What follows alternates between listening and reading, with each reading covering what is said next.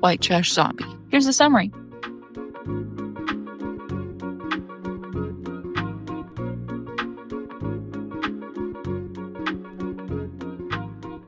I started reading this book in February. I finished it in October. It's been a long time, but I got through to it. The only reason I stopped wasn't because I got bored or anything. I just got really busy with life and other books that I wanted to read. But this is the 5th book in the series.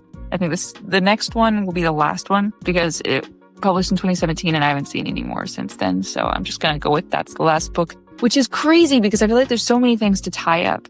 Unless she just leaves it on a open-ended cliffhanger or whatever. Anyway, we get to see, I'm recollecting the beginning of the story. If I remember correctly, there's like Mardi Gras going on because they're in Louisiana.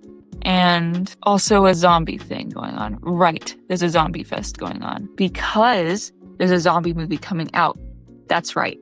And then there is a mockumentary that's actually documentary that states that, oh, they're real, these zombies, and then they have actual zombie footage and Angel is in the footage and it's like, oh, that's not good. So that kicks off everything as she tries to get this thumbnail. People end up dead, because it's like a murder mystery. Not really, but it's like a, iZombie, whatever. Also at the same time, they're trying to still, this probably contains spoilers for the last book. They have Kang's head, and if you don't remember or if I did not explain who Kang is, he is like this awesome guy. He's gothic looking, basically. He ran a funeral home and he was murdered by a serial killer, which ended up being, I forget his name. Ended up being someone she knew that had a dog that could sniff out cadavers. Am I right about that? He knew what dead bodies were. He could sniff them out and he would prompt every time there was a zombie around because they smelled like dead bodies because they were dead. And so he would use the dog to find those zombies and behead them because that's really the only way you can get rid of the zombie. Anyway,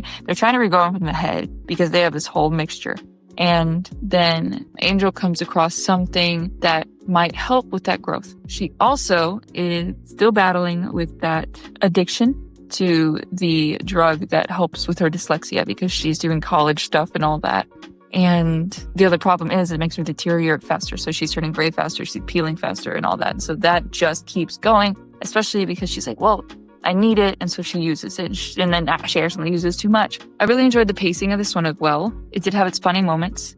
And I feel like the stakes were just kind of ramped up a little bit more too, which is great. And these kind of books kind of do that. I'd write those same kind of books. So I understand completely. The only thing that I found a little weird was, this is a spoiler, is she tells, I forget his name. He's a short, funny guy that does theater and he works with her.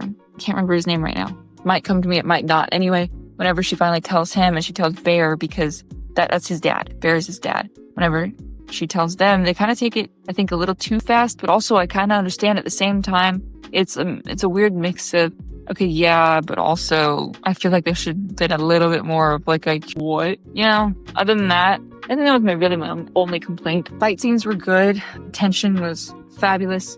I loved the storyline. I always do. I appreciated seeing the addict brain and her muscling through that and working through that because we didn't really get that in the first and second book. The third book, I think we got a little bit of it at the end. The fourth book, we definitely had. That was full blown. That was awesome to see because we got to see her kind of fall and then come back up, which is great. Been through a lot. And there's a lot at stake. Like there's so many moving pieces and there are some identity shifts that you have to keep in mind. I don't know how everything's going to wrap up in this last book because there's just so much. Not like too much to keep track of, but just I feel like it's so much to tie up. And I wonder if it's going to be it wasn't supposed to be the last book, but like maybe it wasn't doing as well as the publishing company thought. And so they had to stop it, or if it's just the end. And I'm excited because this is the reason I picked up this entire book series because of the cover of this last one, because it reminded me of Mikey from my own books, When Dead Men Bleed, Breathe, Break, and the next one will be Bow. That's a lot of B's, people. That's a lot of B's. You're so big. So I am so excited to finish out this series. And I really hope it ends with a bang.